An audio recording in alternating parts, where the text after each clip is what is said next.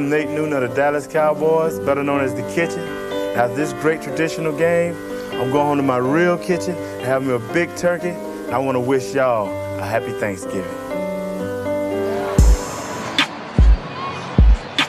Happy Thanksgiving, Dallas, Texas.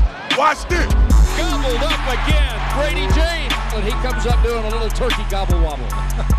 Gobble, gobble, gobble. And he comes up, turkey gobble wobble, flapping his arms like a turkey. Great traditional holiday like Thanksgiving and football like we have today with two top teams in the NFC. Yeah, just start pulling the turkey legs off. Pull them off. Nate, just grab them off and give them to the guys. Start getting them turkey legs. Let's be thankful giving these the ass whoop. Today is the day. Happy Thanksgiving, my man. Let's go! It's our house. It's our Thanksgiving. Ooh, yes, sir. We got a lot to be thankful for, man. I'm thankful for y'all boys. On God, let's ball out, man. Happy Thanksgiving! On behalf of the Dallas Cowboys, I would like to wish everyone a very happy Thanksgiving Day.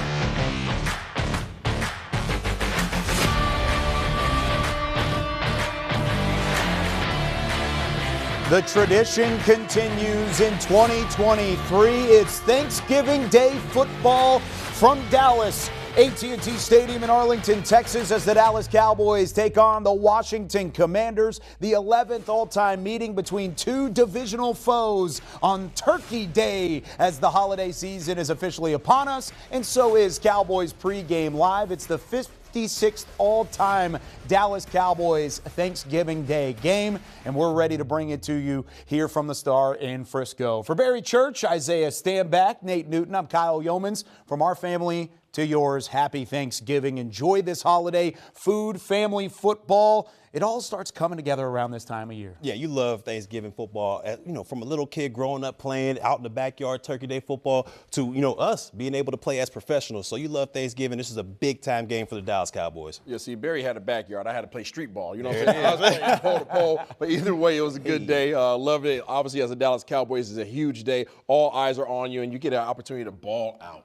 I just remember growing up, man, it was Cowboys, it was Detroit, and it was the only two, man, that we was rocking. And now for us to be able to be a part of this now, super day for football. Yeah, no doubt about it. And the Cowboys have had some success on Thanksgiving Day, 32-22-1. It's the best win percentage by any NFL team that's played at least 10 games on the holiday. And even better, they're 8-2 against the Washington Commanders. All 8 of Washington's Thanksgiving losses all time have come at the hand of the Dallas Cowboys. Barry, when you look at the way the Cowboys organization really welcomes in the holiday season, I mean, what stands out most to you? I mean, nobody does it like Jerry Jones. When you come to the Cowboys Stadium, you know you're going to be in for a circus. And I got to give props to the fans as well, because they come out in full force, especially on Turkey Day. That fan base is going to be rocking at kickoff. Third down, it's going to be a madhouse in there. Fans, I can't wait to see what you got in store for us today. Yeah, Barry just hit on it. It's all about, the Dallas Cowboys on Thanksgiving. Everybody knows that's the game that you want to watch. Everybody's sitting around, you're about to get the itis, get your mac and cheese, get your turkey, get your plate ready, and get your tabletop. And you sit up there and you watch the Dallas Cowboys play. And I think it started back when this dude was balling out. Yeah, a little bit before me. I was about to say, I think it was a long time Yeah, before. a little bit before me. But the thing about it is, you got an early game and you got a late game. But why everybody, whether you hate or love, want to watch and see what those Cowboys do, man? And like you say, Mr. Jones with that big old spaceship out there, things going to be jumping and popping today. Yes, sir. AT&T Stadium always rocking just a little bit extra on Thanksgiving, and the crowd's certainly ready to get started. Now, here's the one drawback of Thanksgiving is the fact that not only did you just play, and it's a short week, you got the Thursday turnaround after playing Sunday against Carolina, but then you have another Thursday matchup coming up next week. 3 games in 12 days. It's a quick turnaround in the NFL here and now, Barry, when you look at this turnaround, what makes it the toughest? It's extremely tough because, it takes a physical toll on the bodies of these players. When you talk about 3 games in 12 weeks, that's gonna take its toll out on you. So when you come to an understanding, you got to have a coach that understands that fact, and he has to schedule everything around the players. And I think the number one priority has got to be rest. You've got to be able to rest these players. When you go throughout the week, it'll be a lot of walkthroughs, a lot of mental reps out there, but the rest is key because we know if you go out there and your body's not ready, 1, your play is going to suffer out there, and 2, it opens you up for a possible injury. So to me, and I believe Mike McCarthy understands this as well, you got to have rest. It's more about the mental reps this week going into this game. I mean, Mr. BC just hit on it. It's all about the physical, and if you can get your body back to ready to play somehow, some way, then you're going to be in good shape. But that's its entire week leading up to it is all about watching film. It's all about getting keys. It's all about trying to get any kind of tip that's going to give you the advantage in the ball game, because physically, honestly, the day before, yesterday, Wednesday, was the first day that your body started feeling somewhat like yourself again. So these guys are going to be touching the field, still trying to work them kinks out from last game. 2 weeks ago, Coach started saving these guys, started taking care of these guys. Everybody like, oh, what is he doing? This is it. This is what he was doing. Like you say, they started feeling good yesterday. Back when I played, it didn't matter. We just played. Now, these guys, they're more in tune with their bodies. They're more in tune with having that rest. And when they have that physical rest, their mental seems to stay strong, too. So with that being said, I mean, it always – there are a ton of different things that play a factor into it.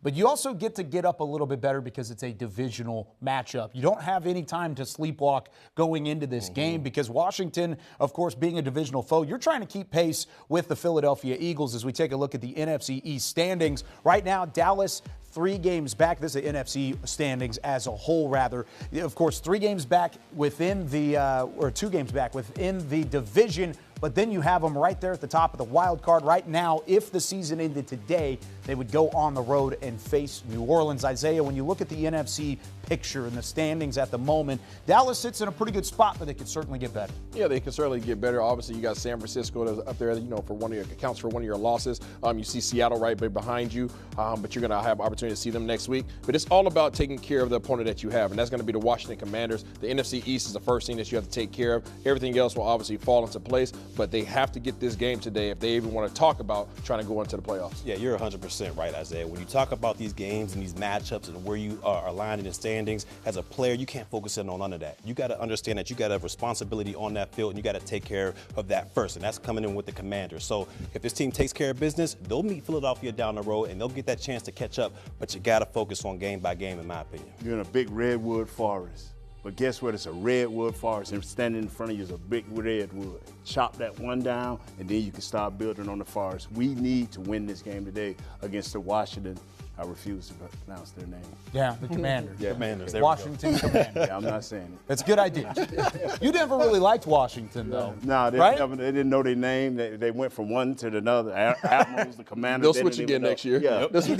He didn't like it in the first place. Yeah. Now, I will say, you saw the graphic at the bottom. Dallas has been destroying teams. 6 different wins of 20 points or more. That's the most for a Cowboys franchise, Cowboys team since 1978. So they've been looking good, but gentlemen, I don't think they've been looking as good as Nate Newton is. You ain't lying about that. He brings out the heat for Thanksgiving. I mean, come on now. Yeah, spend a little money, man. Yeah, put together some coupons, got things right. Got it right. But look at it was a gift. But look at y'all, man. It was a gift. It is. That's what it was. It was an early Christmas gift. That's what it was for Nate Newton. Now the Cowboys trying to deliver a gift today here on Thanksgiving. Let's hear from Mike McCarthy about what it means to play on the holiday, but also trying to get the job done against Washington.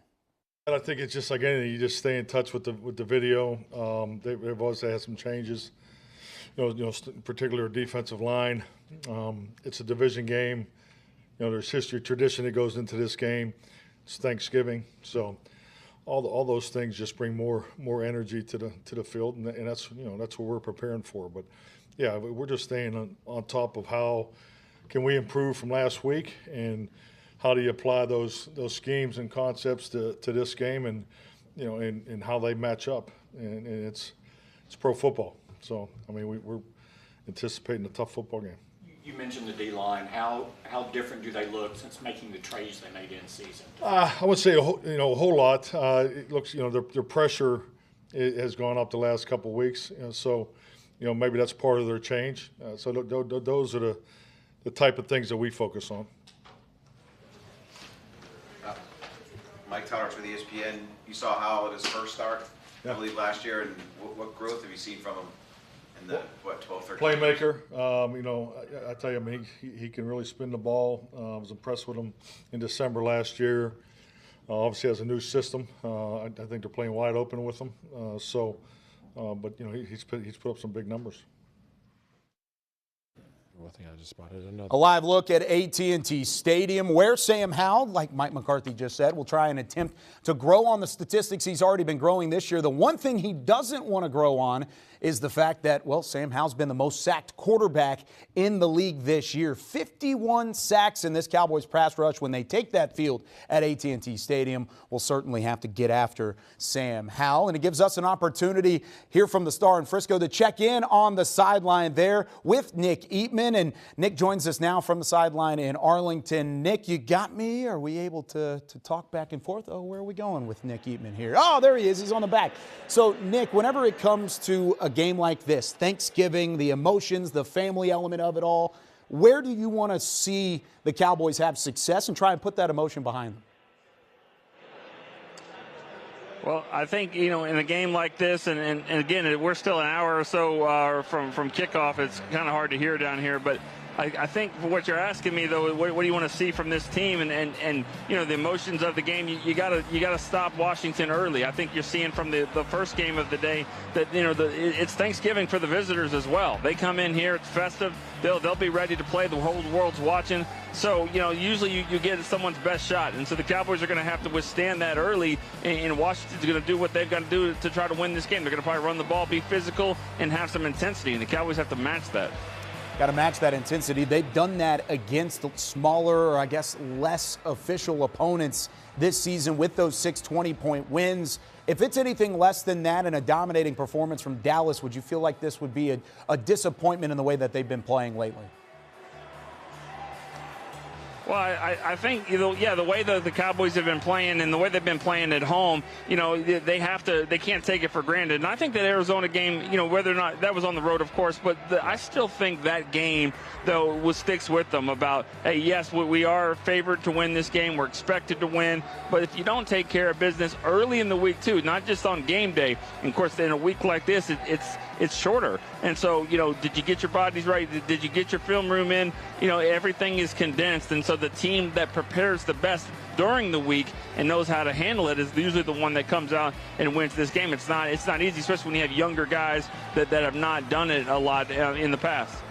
Well said, and of course this Cowboys team going to have to live up to those expectations. Now, whenever you're looking at this secondary, they've had some deep play from guys like Malik Hooker, Donovan Wilson, but they might have to deal without Jaron Kearse today. If that's the case, I mean, how much of a factor is that as we take a look at some of these Cowboys inactives? Yeah, that's going to be a big, you know, he's a physical player. He's out for the game with a back injury. Wanye Thomas is a guy that has been playing a lot here lately, so I think he will fill in some of those snaps as well. You know, you still have some good safeties, in, obviously, in, you know, Malik Hooker, you know, as one of the starters, Donovan Wilson as well. So it's a position of depth. And, you know, they had that three-headed monster.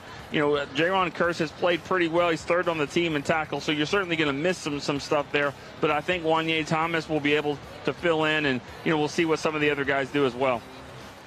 Nick, as we wrap things up here on this one-on-one, we'll, of course, hear from you and Stephen Jones later on. I want to give you an opportunity. Anybody you'd like to shout out here on this Thanksgiving holiday and say hello to back at home? Well, of course, you know, I got my family at home, my wife, Julie, the kids, Jacob, Camilla, they're in there, they're dancing around, of course, you know, probably, you know, watching cartoons and then also getting ready for football and eating as well. So I want to say thanks to them, Marissa, Olivia, all of them back at home. Yeah, always fun getting to check back in and getting to cover this team, but also get to highlight the families here on Thanksgiving Day. Nick, thanks so much. We'll talk to you again here in just a bit. Now, this is a Cowboys team that has relied up front lately. The Cowboys 2 straight weeks without allowing a sack of Dak Prescott. It's been fantastic to see this offensive line start to build that continuity together against 2 pretty good fronts in the last 2 weeks. They'll have to do so again this week against this Washington Commanders defensive line. The strength of their team is on the interior going up against Tyler Smith. Here's what Tyler Smith had to say earlier in the week about the challenge at hand. I mean, it's always a consistent process. I mean, at least, our mindset in the O-line room, we're always trying to stack days on top of days, just get better, especially, like, when it comes to the depth of our room. Like, you see in the fourth quarter a lot of times, some of the stars actually won't play, and we're bringing guys up, and I feel like that speaks to our 5-as-1 mentality. That, regardless of who is out there, like, the standard is the same. If you're not here, I'm good. Definitely, got to be on your keys faster. It's a short turnaround, so, you got to take care of your body first and foremost, and then just being ready. I got a little bit of experience from last year just in how it goes, and you definitely really just got to take advantage of all the reps you get because it may not be as physical as a regular week would be. Run game seems to have shown some improvement the last couple of games. What do you think has been the key for you guys up front? I mean, definitely just it takes all 11 for sure, and I feel like, we've been harping on things in practice and our run walkthrough, and, TP and Rico have been doing, just a great job just, communicating with us and us communicating with them and just kind of like that cross-the-room communication. And I feel like that's really, that's contributed to a lot of success we're seeing. Obviously, it's something that, we still feel we can up it. It can be on a higher level, but I feel like that's part of the reason why, it started to take off recently. Tyler Smith allowing just 1 sack, 7 pressures this season. He's been fantastic up front as we welcome back in Nate Newton. Nate, when you look at this offensive line, Tyler Smith has to be probably the best of the bunch so far this season, right? Oh, yes. He's been very, very consistent. We worried about his hands and how he would place them. They've been great. He's had only 1 holding, and that was last week. This guy has really grown. He's always been physical. He's always been mean and tough, and that's what he helps in the middle of offense. When you're going against Ron Payne and Jonathan Allen, you're going to need a bulldog up there to fight with him. You talk about the physicality. He was known for that as a first-round pick out of Tulsa. The strength was always an element to his game that he had. But where has he evolved the most since then? Hand placement and feet.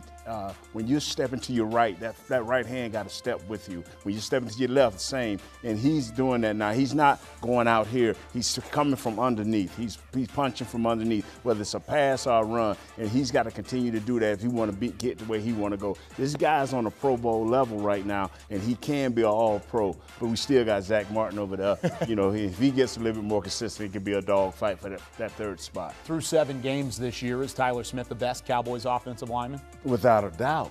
He's standing tall, man, amongst a pretty good group of guys. Yeah, and you mentioned Zach Martin. Of course, Tyron Smith continue to play well as well, but he's doing so without being in practice the later parts of these weeks. We talked about this being a short week for the Cowboys practice-wise, but are you okay with Tyron Smith taking time off to allow him to be better for the game? Yes, you know how Dracula go in and go to sleep all day long and come out at night. That's what we need. Just put him in the crowd chamber, lay him back, let him go to sleep, and then we unleash him on the game time.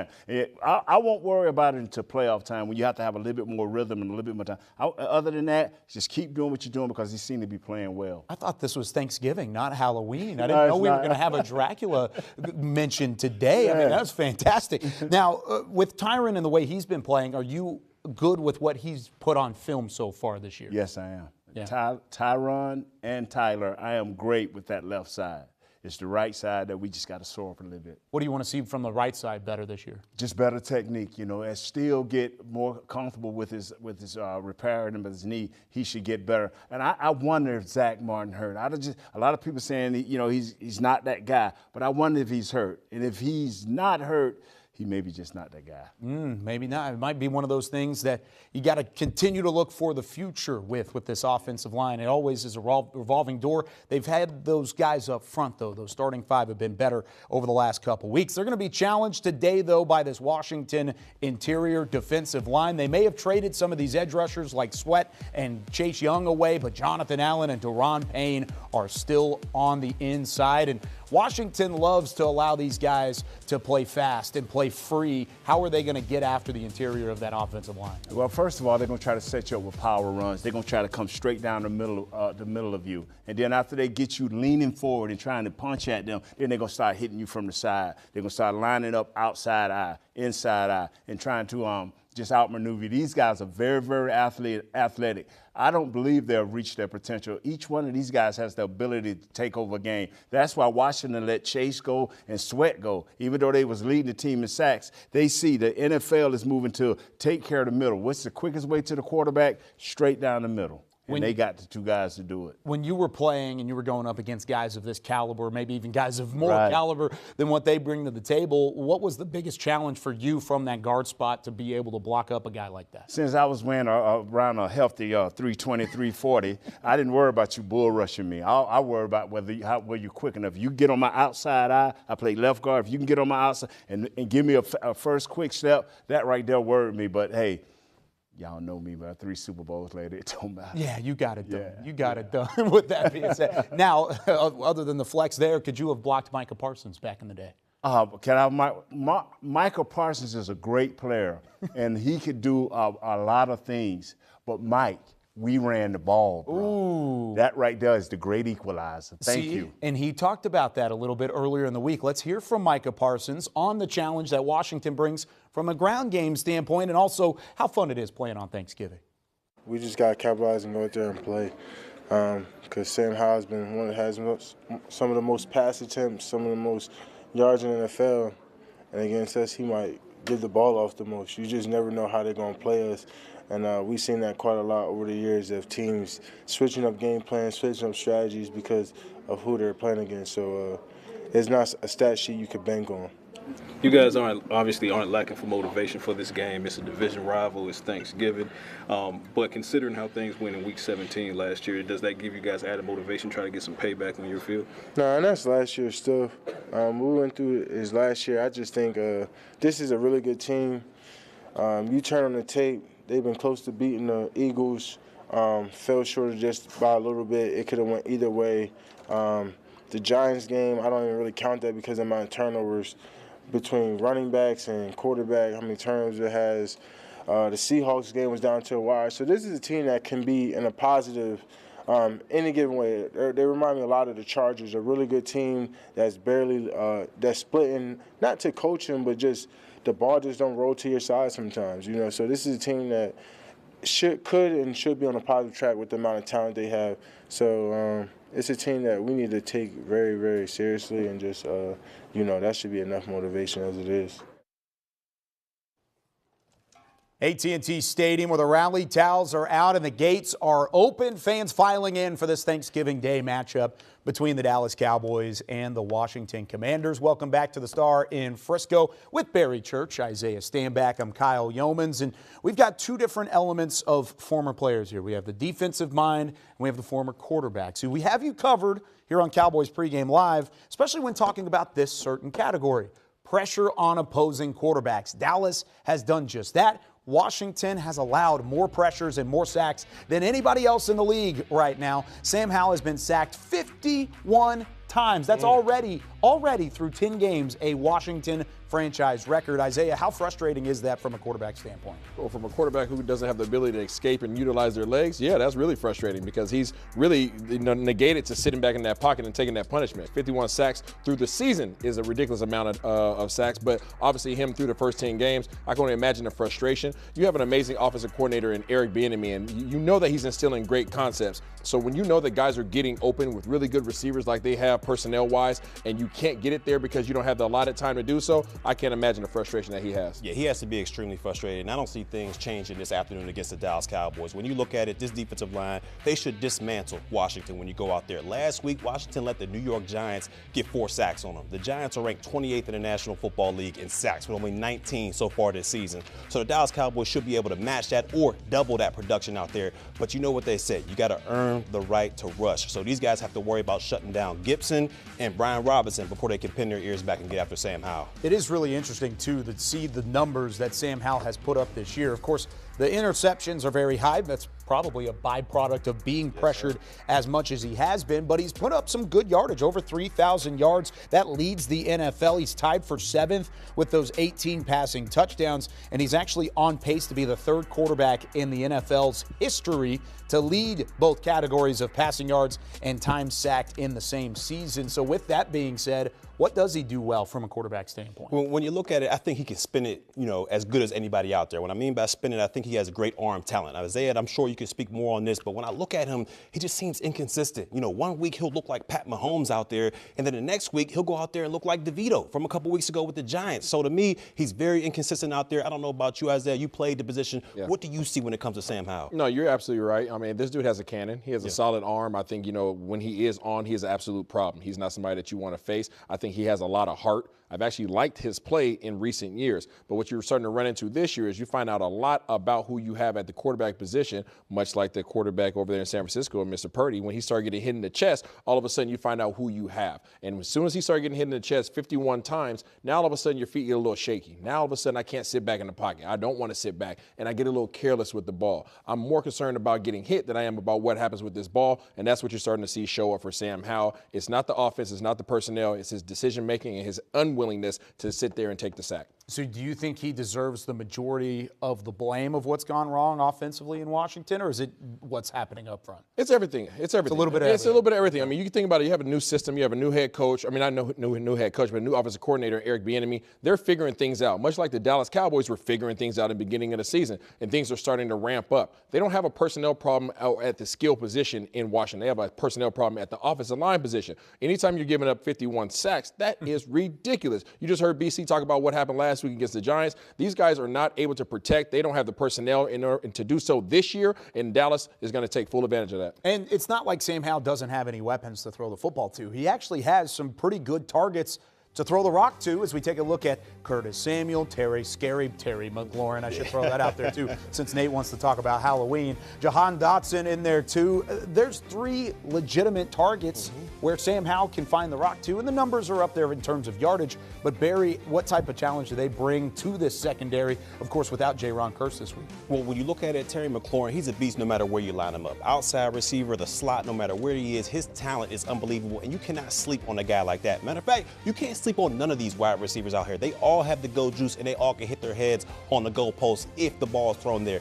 When you look at it, when you got a guy like Sam Howell out there that can make all the throws, if you give him time, he's proven that he can carve up a defense. Just ask the Philadelphia Eagles a couple weeks ago when he threw for 397 yards and 4 touchdowns. Seattle, 2 weeks ago, 312 yards, 4 touchdowns. So this guy has the ability to make this offense explosive with the weapons on the outside. But overall, I just think this defensive line for the Dallas Cowboys will be too much for this Washington O-line. Yeah, those guys they have to go on a hunt. They got to go back there and get these guys. Listen up, these guys are number 1 in the NFL right now in terms of shotgun snaps. Yeah. These guys are sitting up there. 86% of the time, these guys are sitting in shotgun. They're third. They're third. Okay, there you go. All right, so top 3. 85%, which is a lot. That's a lot, right? You're sitting back there in the gun, so you know where he's going to be at, right? You're not necessarily concerned about is he sprinting out, is he doing any of these things. So these defensive linemen, okay, D-Law, Micah Parsons, Fowler, the rest of the party back there, they know where he's going to be. Find your mark, get back there at the 5 to 7 yard point, and go hunt. But you have to stop the run. If you can stop the run, then you can force these guys to pass. One of the reasons why he's had so many passing yards, and he's leading the NFL in that regard, is because they're having so many opportunities to get back on offense because they are starting to get blown out.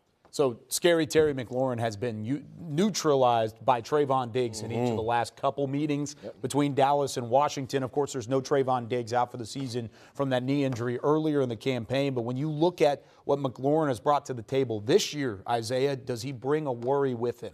Concern. Absolutely. I mean, Scary Terry. You don't get the name Scary Terry by just running regular routes and just making regular plays. This dude is a complete dog, okay? And you better put some respect on him. To Barry's point, if Sam Howell has an opportunity to sit back there in the pocket comfortably, you're going to allow Scary Terry to get down the field. Trayvon Diggs is not there, but there is a Deron Bland, and Deron Bland has been tested. He has risen up to the occasion every single time his number's been called, but today is another one of those opportunities where he's going to have to show up and show out because Scary Terry, if given time, will definitely test him out. Yeah, that's going to be a big-time matchup for Deron Bland. We understand he's gotten thrown to the outside, and he's played unbelievable at that outside cornerback position. But this is going to be a test because when you look at Scary Terry McLaurin out there, he's a great route runner. He has the go juice out there. And also, even though he's not a 6'5" guy, he can get those 50-50 balls up there. So this is going to be a heck of a matchup for both Deron Bland and Stephon Gilmore on the outside. You're talking about NFL record holder Deron Bland. Oh, yeah, you're right about 4 pick sixes and 6 interceptions on the year. He's been fantastic.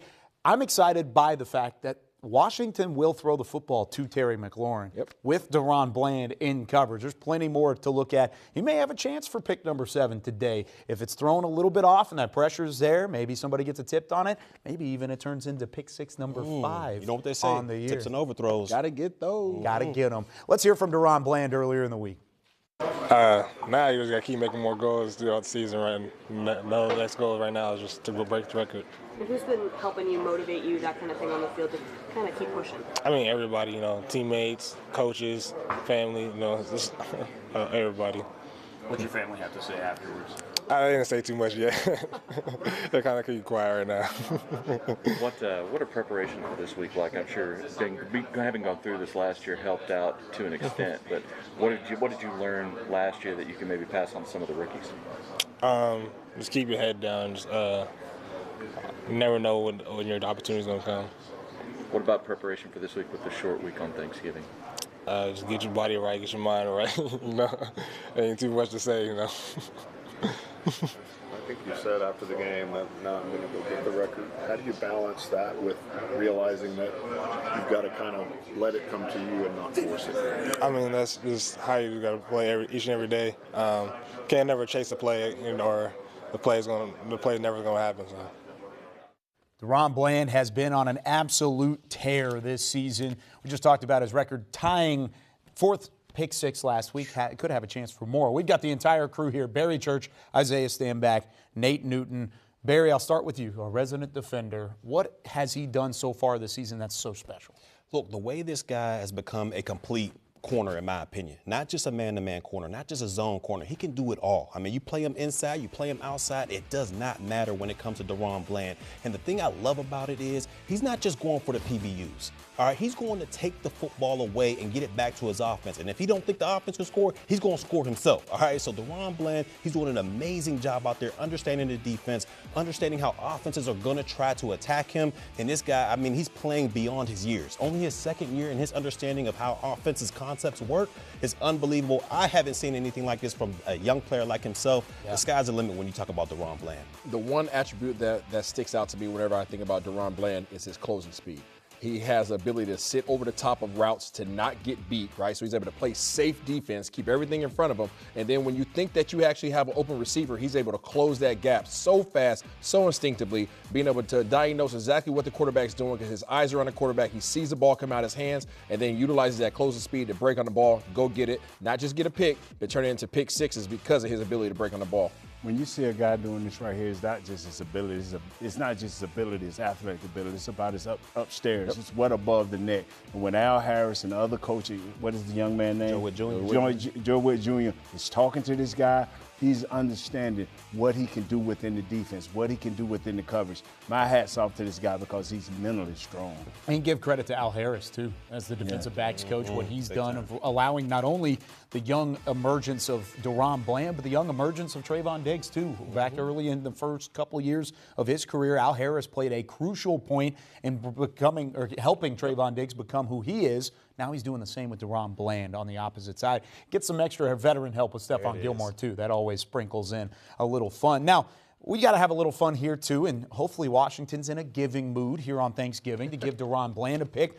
But since it is Thanksgiving, you guys have all played on the holiday. Barry, I'll start with you. Your favorite Thanksgiving holiday with the Cowboys? Man, I'm going to be honest with you, Cal. I don't have any great Thanksgiving. What about just in general? Oh, because I lost every single Thanksgiving game I played. But just in general, I'm not gonna lie to you. When I came up here, y'all thought I was coming up here for the pregame show. Yeah.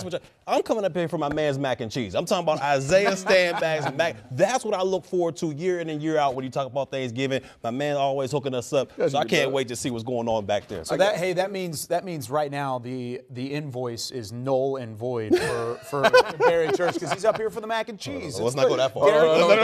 Hold on now. Nate, I'll go to you next here on this one. But favorite part about Thanksgiving as a whole? Now, I watched this from a kid, this Thanksgiving thing, and I played in this Thanksgiving thing. And I had the honor to sit up here with you guys and do these pre-games and post-games. This is what it's about. These Thanksgiving games, man, just family. I'm my TV family. And this is our 4th Thanksgiving together as a family. Hey, so how about that? Yeah, we did a little bit. And because of that, we know Isaiah Stanback very well. We don't even have to ask him what his favorite thing is on Thanksgiving. Okay, man, you know what's coming up. The greatest time of the year as far as food. You know, we're talking about Thanksgiving. What is your favorite Thanksgiving memory? Macaroni and cheese. Yeah. That's my memory every year. Flashbacks. That's my favorite food, so that's what I kill. So no matter what the first thing you go for, you don't go for the dressing, turkey, no pie, no nothing. It's macaroni and cheese. Why is that? Cheese, I got like half the plate. You guys know the favorite plates? You know, you got to double up with the paper plate. You got to put the big part is all macaroni and cheese. You got to get another plate for all the meat.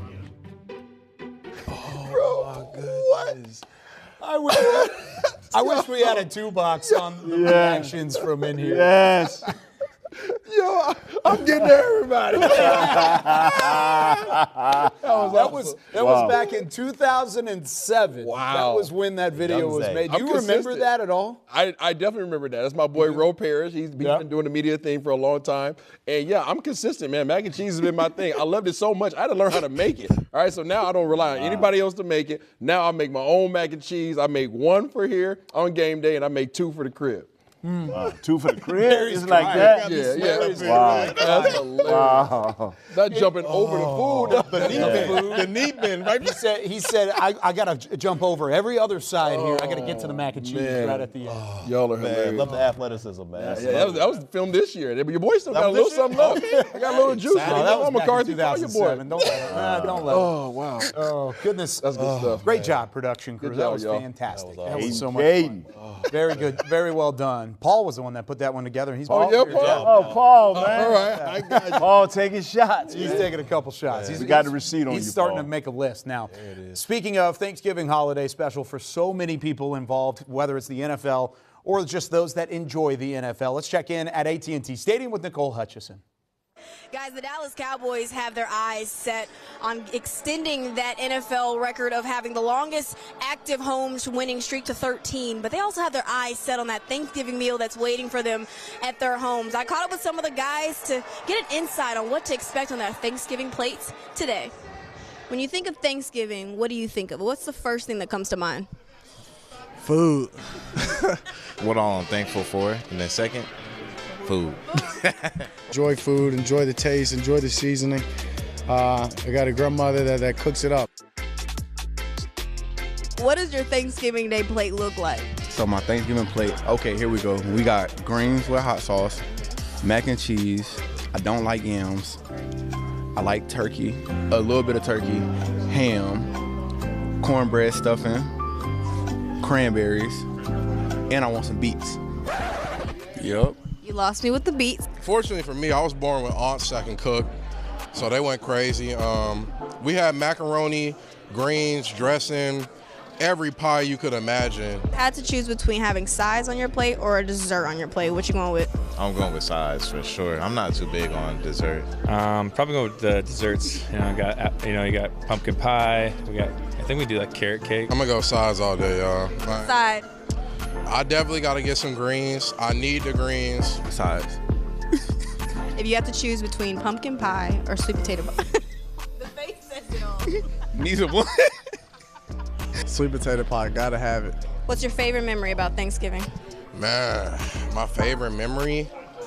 Probably playing basketball with my uncles in Shreveport. 2014, my grandma actually had a birthday around this time every single year, so we'll get together every 10 years. And when I say it was a dish from every single person in our family, I mean, you had it all. Turkey, ham, mashed potato, I mean, you had it all. Honestly, I don't know if there's one particular one. Always watching Cowboy games, eating with the family, just enjoying cousins, grandmas, getting to go see both sets of grandparents.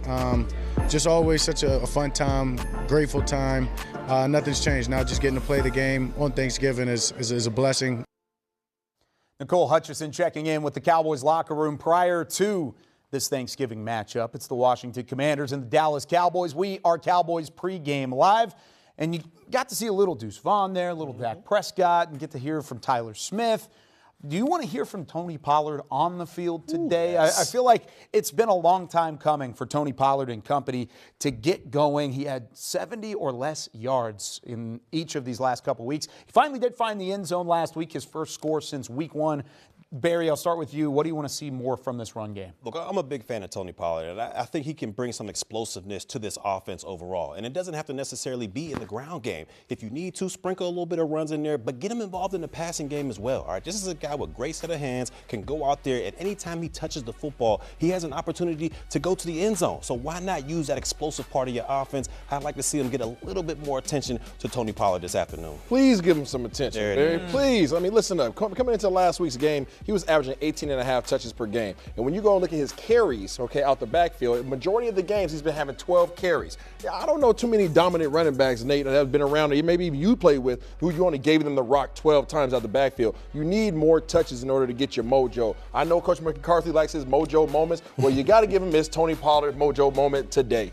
You know, 18 to 20 touches is what I need, fellas. It's how you use them outside. Draws, screens, you know, let him touch the ball, catch him like you said, Church, and he'll be okay, fellas. He will get a little bit more as the season go on. But Isaiah, if you're taking all those carries and giving them to Tony Pollard, that means you're taking away from Rico Dowdle, who is active today. Are you okay with that? Because Rico Dowdle's been toting the rock pretty nice. Rico Dowdle's been doing a great job, and I think that they do need to utilize these two as a 1-2 punch. However, you have made this dude your salary cap player of the year, all right? You capped him, okay? So now, all of a sudden, now he's your guy. Utilize him. And he's such an asset. And now my biggest fear is that they're going to say, oh, we're protecting him, we're saving him. And then all of a sudden, when you asking him to make some contributions at the end of the year for the playoff run, he doesn't have the hot hand, right? He's not used to it. He's not in the position. He doesn't have the confidence. That's my biggest fear, is that they're waiting too long to get him rolling. He needs a couple 100-yard games to really feel like the player he has been over the past few years. Yeah, just feed the man. Just feed the man and let him tap his helmet out when he wants to go, all right? I mean, look, Rico Dowdle is an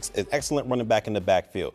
But this is Tony Pollard's backfield. This is his opportunity to go out there and show that he can be the lead back. Feed the man. Just don't hit him with the one series on, one series off. If he's tired, he'll tap his head and come on out. And then, Rico, you can go in there and get those carries. But to me, leave Pollard in the game. Let him be running back number one. Love you, Coach McCarthy. Keep doing your thing. I'm not going to keep arguing with these guys and debating with these guys.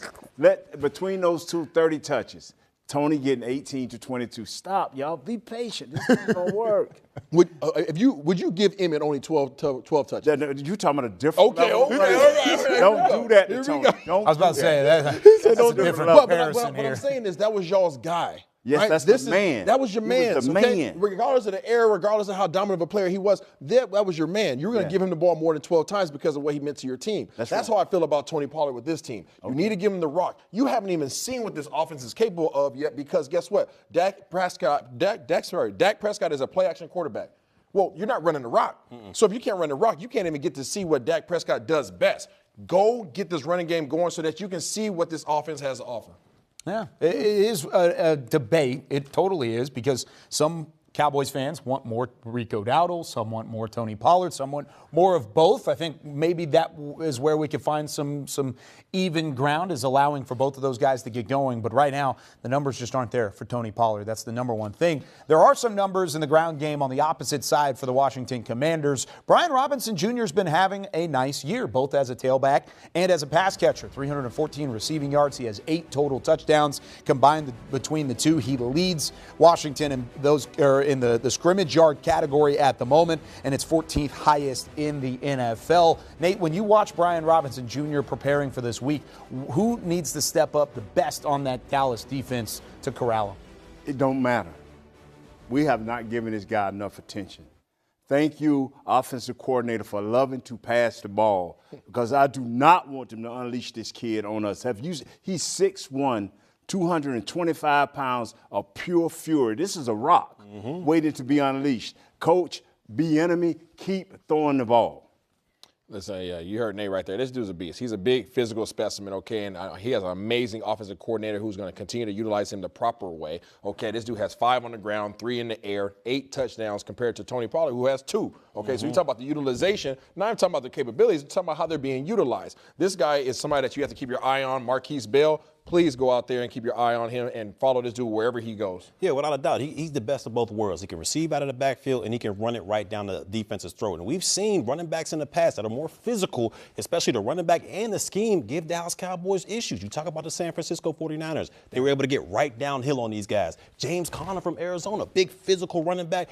downhill. When you look at the second level for the Dallas Cowboys, you got Damone Clark, who's a linebacker body, but then you also got Marquise Bell, who's more of a safety body in there. When you got a safety in there battling with those big 300-pounders, those holes seem to open up. So be aware of what you talk about with Marquise Bell in the second level, because Brian Robinson, he's coming downhill with it. You mentioned early in the show, we talked about early in the show, the pressure that teams in opposing pass rushes have put on Sam Howell. With the reputation surrounding the run defense of Dallas, do you expect them to run the ball more this time around than they have all year? I would expect that, but it surprises me when you look at the NFL out there and how many teams go away from the run so early when playing against the Dallas Cowboys. They go down, one touchdown, maybe even 10 points, and they completely abandon the running game, and that falls right into Dan Quinn's lap because it allows his defensive line to hunt after the quarterback. So to me, it wouldn't surprise me if they got away from the run early, but if I'm going against the Dallas Cowboys, I'm feeding them guys left and right. Is that a byproduct of just feeling the pressure of wanting to keep pace with Dallas? Because offensively, Dallas has been playing better, but you feel like maybe that's a byproduct of the whole situation? I think with some of the offensive coordinators that we face, but you're about to face, in my opinion, the best offensive coordinator in the league. He's been the best offensive coordinator for some years now. Obviously, he's no longer in Kansas City with Patrick Mahomes. Now he's out there with Sam Howell. So he's going to have to continue to try to figure some things out. But even with that personnel change, this dude still has a quarterback who's leading the NFL in passing yards. He still has a running back who has 8 touchdowns. So you see that these guys are still able to move the ball down the field. This dude is a weapon. He is a complete threat, and that's the offensive coordinator I'm talking about. You know, what bothers me is I think offensive coordinators, defensive coordinators, your job is to adapt to your talent. That's what Dan Quinn does very well. He adapts his talent. And Eric Bieniemy, your talent is Robinson.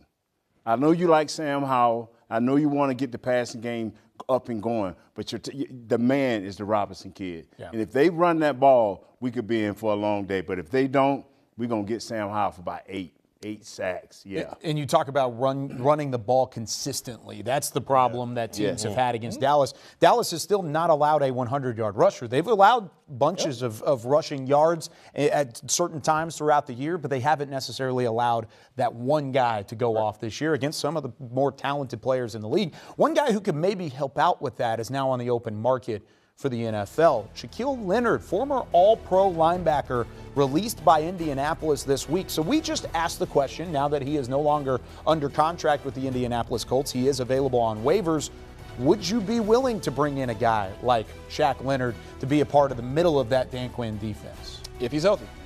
That's the number one question, and I have all the confidence in the world in this training staff and the doctors that they have on staff here. They're first class. So if they have opportunity to bring him in and check him out, and he clears and he's healthy, then I say add him to the room, and I think he'll be out there, be an impact player. More talent that you can add that's healthy and available, why not? Healthy, healthy, healthy. I just want more than one opinion. I know we have a great staff here, but I would like to send him to a specialist because if he's healthy, this kid can bring the hammer. Yeah, I'm with both of you guys. It all comes down to health, and if he is, he can come in here and make your team better. Look what Philadelphia did, bringing in Byard and bringing in Roby. You look at that Kansas City game; both of those players made 2 of the top plays in that game to help them get a win. Make your team better. If this guy's healthy, why not take a waiver wire on him? I think it's an interesting conversation. Now, there is a contract that plays into it. He was given the bag, and that contract's still out there from Indianapolis. So if he passes through waivers, then you could sign him to a different deal. So there's a really good chance he passes through waivers early in the week this week, and then once he does that, you can sign him to your own deal. And if that's the case, then I think Dallas would maybe be one of the calls that could get that direction. That's just a thought. That's not a report. Just want to put that out there. No inside information on that one specifically. Now, with that being said, this defense has helped set the tone the last couple of weeks. But Dak Prescott's been playing error-free football. He's been throwing the ball. He's been making good decisions. And he continues to build on that offensive system with Mike McCarthy now as the play caller here in 2023. Here's what Dak Prescott had to say about where the offense is heading and how they'll match up against Washington. I can tell you the way that I feel, the confidence that I have in this group myself. Zone, I guess you can call it, whatever it is.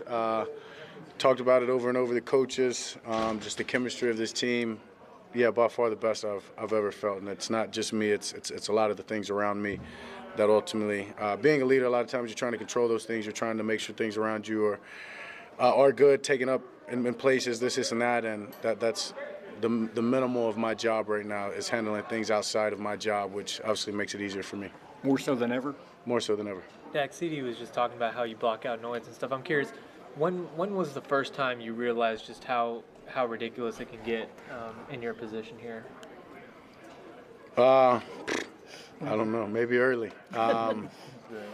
Maybe early. A recent example, obviously, was the training camp. Me and Diggs, back and forth, and that's as much as people had their perception on what that was. And as I think I said back then, I'm just glad they don't have a mic on me all the time and the things that are said back and forth between me and people. But that's, just the way that was taken was another prime example of just the spotlight, I guess you can say, this position holds being on this team. So Dak has not only been crisp as a whole this year, but look at him on third down. Top 2 in 4 of the major categories for quarterbacks this season across the NFL. He's the best in completion percentage. He leads that in totality, by the way, at the moment. Over 70%, a career high over the season in general. But on third down, Barry, he's been about as good as can be. How imperative is that for his success moving forward? Well, going forward, you always want to win the money down, which is third down. And Dak Prescott, like you said, you see on these numbers, has been outstanding on third down. Overall, I think he's played himself into the MVP conversation. But what gets me is I don't know if it's that sustainable. Like, if you want to win the MVP and put all these numbers up, of course, you can get that done. But do you want to have a long run in the playoffs? I think you have to have more of a balanced approach, not just being on Dak Prescott's shoulders. He's playing outstanding, but if you want that long run, I think you have to have more balance to it, which means more Tony Pollard in that run game. I'm so glad you said it, BC. You have to continue to give him some complimentary ball, and that means that you need to have an efficient running game. Dak Prescott is at his best when you have a running game where he can turn around and hand the ball off, and then when you get keyed in on the running game, now he can get out the pocket. He's doing a great job of making sound decisions. That's been the biggest improvement for Dak Prescott this year. He still has flashes where you can see that he wants to kind of double pump or he wants to make that bad decision, but he's pulling himself back. He's wrangling it up and making the right move. My fear is that they continue to put so much demand on him and ask him to continue to play at this level that he goes back to the old Dak. So I hope that they find a running game before he does that. I agree with you. You need the running game, and I always be about that. But I like how he's starting to find Jake Ferguson. And please don't forget about Cooks. Keep Cooks in your mind. And we need to still see him once a quarter go deep. Just throw it out there once a quarter. So just continuing with the Dak Prescott conversation here, the number one knock against Dak Prescott in 2022 were the interceptions, 15 interceptions. He was told all offseason long, take care of the football, continue to keep your offense on the field. He's done that. Yep. Check that box, done. And then you're talking about these conversations of, okay, he's not pushing the ball down the field. That was early in the season. You're not having the big play. You're not finding your weapons. These last, probably 4 games, 5 games, I don't want to overspeak here, 4 or 5 games, he's continued to do that. And it's not just against these bad teams. It's against teams like Philadelphia. Even the game against San Francisco, that was his worst game by far in terms of taking care of the football. He still pushed it down the field a little bit. With that being said, where is the knock against Dak Prescott right now? Is he in that MVP conversation, especially if he wins this week? You go up against Thursday Night Football, Seattle next week. You could be a 10-3 football team if you take care of Philadelphia as well. At that point, I think you'd be squarely in the mix. Oh, yeah, without a doubt. I mean, because when you look at it, everybody's waiting for Dak Prescott in that big-time game to make those big-time throws and big-time decisions. San Francisco, he didn't do that. Did not turned do the ball over. But then he bounced back against Philadelphia, primetime game, and showed that he could be on his shoulders out there to get the job done. They didn't win that game, and that's what kind of got me a little bit worried. Like, is that sustainable when you talk about getting W's out there? But so far, Dak Prescott has checked every box when it comes to his personal play out there. If he can continue to take care of the football, this offense should have no worries. Yeah, I don't disagree with you. I think that you have to put him in the conversation. I think it's really going to come down to how he responds in those big games, but also does he continue to win games?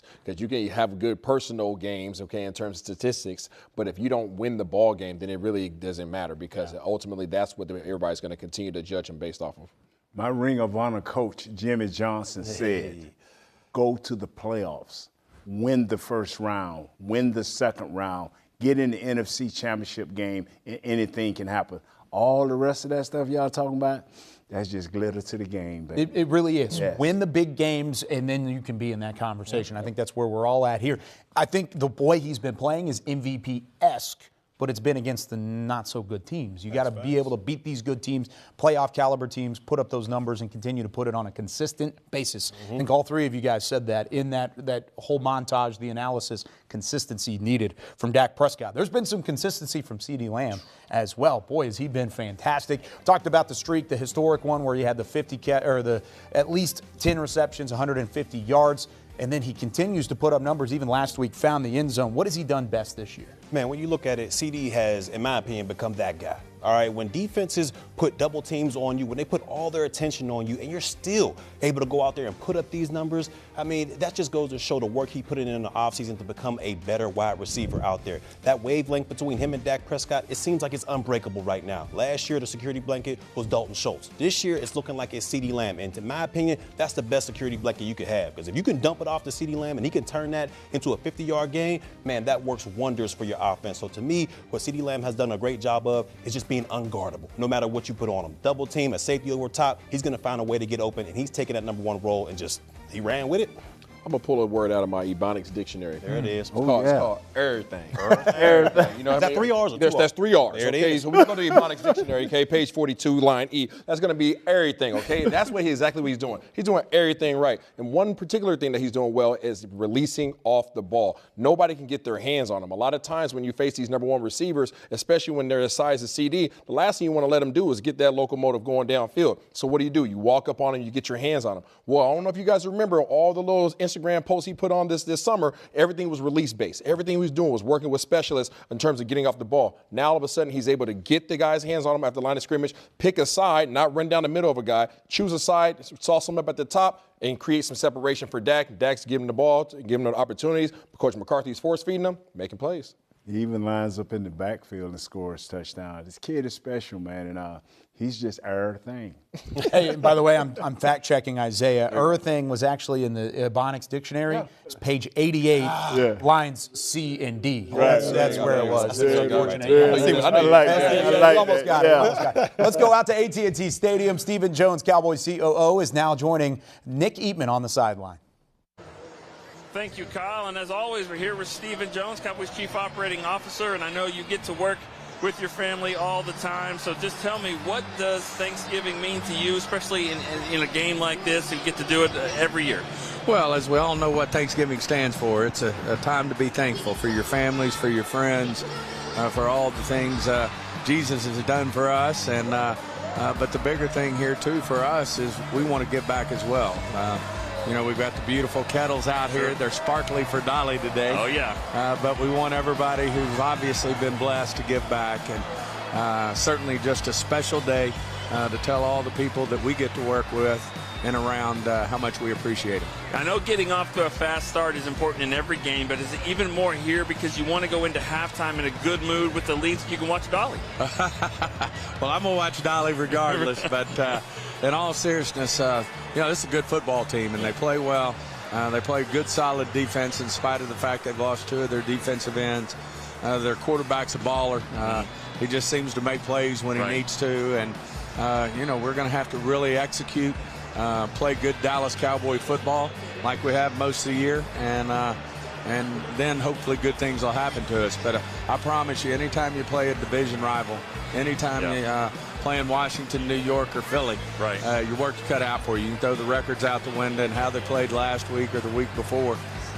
You just better come ready to play. You obviously, teams are getting used to this short week. Everyone has to play on a Thursday. But do you like the way your team has figured things out here to get through the Monday, Tuesday, Wednesday, get prepared? It's all kind of squished into one week. I think Mike does a great job with these guys, getting their bodies ready for this run that we make with 2 back-to-back Thursdays. You know, I think our team responds well. And, of course, you know, AT&T Stadium's developed in quite the home field advantage. I think right now this team right here has the longest home game winning streak going back to last year. And certainly, you know, what we want to do is go out here and get these fans fired up and, as you said, do it early. And get them into the game, and that's a big advantage for the Cowboys. I remember in training camp you said that you got to have positions of need. Safety is one that we have a lot of depth, and we're probably going to need it. Here they are today. Jaron Kearse not going to play because of a back injury, but you've got a lot of depth around it. Do you like the guys that'll be filling in behind him? Well, Wanye's done a great job for us, and when Dono was out, he stepped up and played at a high level. He'll step up, and as much as we'll miss Jaron Kearse, I know he'll do what he needs to do to be efficient and effective out there.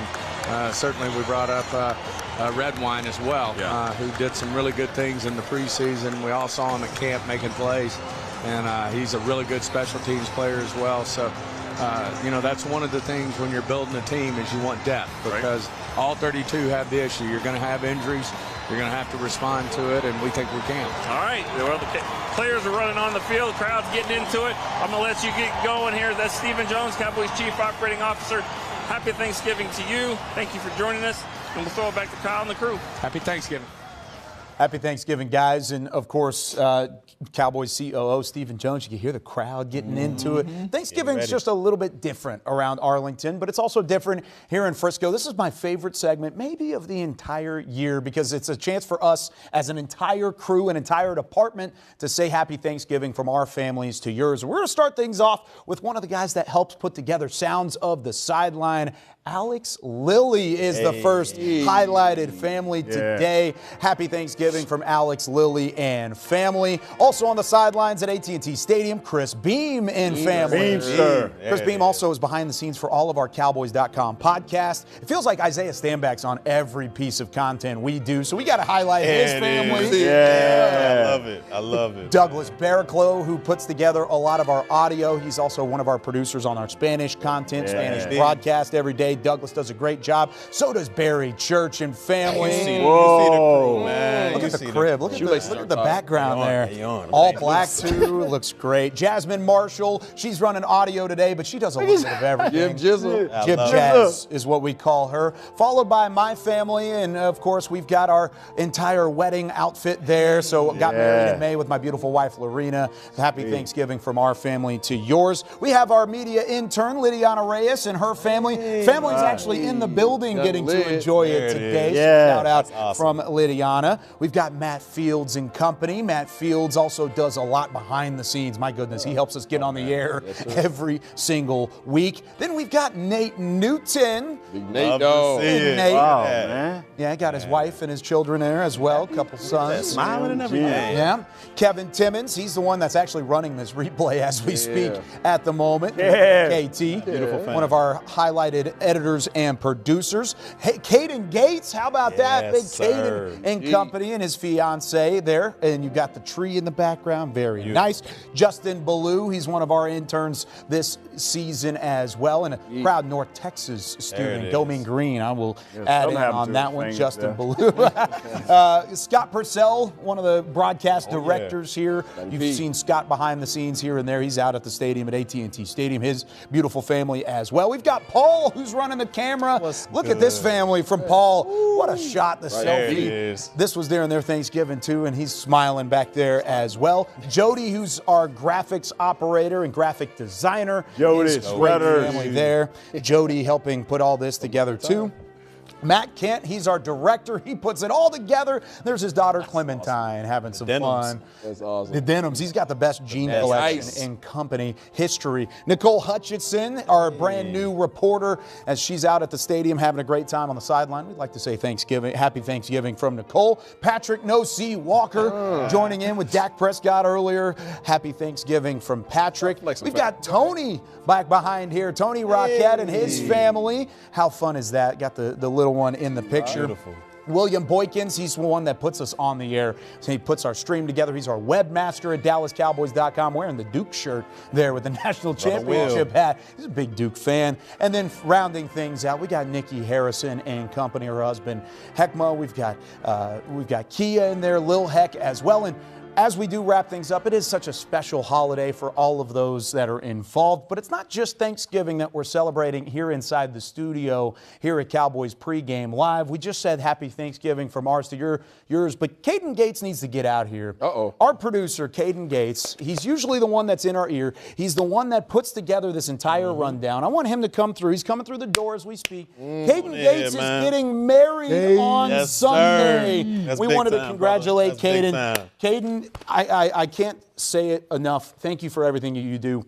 Spends long hours in the studio, long hours in the control room. Even the day before. Even the day before, the week before his wedding, Caden is in here in the studio getting to celebrate with us and get you ready for Cowboys football. I don't know if I've ever met a bigger Cowboys fan that is in the building than Caden Gates, and I haven't met a better person either. So no doubt. Appreciate you, Caden. Congratulations to you and your family for the wedding coming up. It's going to be a whole lot of fun, and now we got to get you back in there. We got to talk about it. We got to get off there. We're helpless without Caden, so he needs to get back into the control room as quickly as possible. We can't start this off. Barry, keys to the game for the Cowboys to get a win here on Thanksgiving. Stop the run, make them one-dimensional. You should be able to feast. Get 3 turnovers against Sam Howell. He wants to give it to you. It's Thanksgiving. Take that thing. I just don't believe somebody want to throw the ball that many times can beat our defense. Maybe we're going to run these dudes out of here. Oh, what's your score prediction then, if that's the case?